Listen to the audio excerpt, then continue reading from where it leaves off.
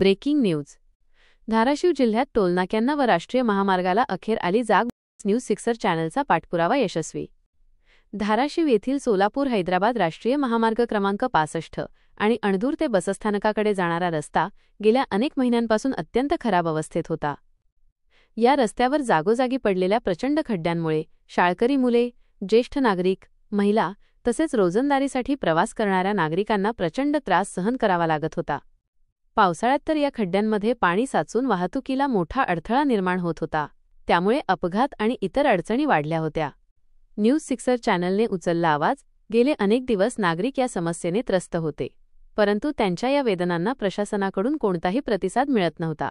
याच पार्श्वभूमीवर धाराशिव जिल्ह्यातील निर्भीड आणि सक्षम समाजाचा आधार बनलेल्या न्यूज 6 चॅनलने हा प्रश्न हाती घेतला.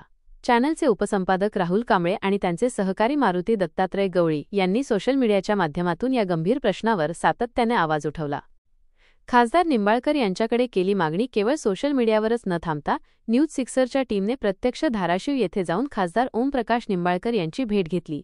त्यांनी खासदारांना या रस्त्यांच्या दुर्वस्थेबद्दल सविस्तर माहिती दिली आणि तातडीने उपाययोजना करण्याची मागणी केली. खासदार निंबाळकर यांनीही या समस्येचे गांभीर्य लक्षात घेऊन प्रशासनाकडे पाठपुरावा करण्याचे आश्वासन दिले.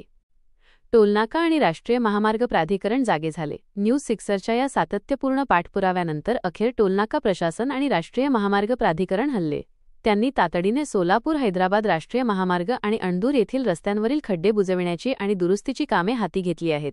गेल्या अनेक महिन्यांपासून दुर्लक्षित राहिलेल्या या कामांना आता गती मिळाली असून लवकरच रस्ते सुस्थितीत येतील अशी आशा आहे. नागरिकांनी मानले आभार. न्यूज 6च्या या पुढाकाराचे स्थानिक नागरिकांनी मनापासून कौतुक केले आहे. हा आमच्या त्रासाचा आवाज खऱ्या अर्थाने बुलंद करणारा प्रयत्न आहे.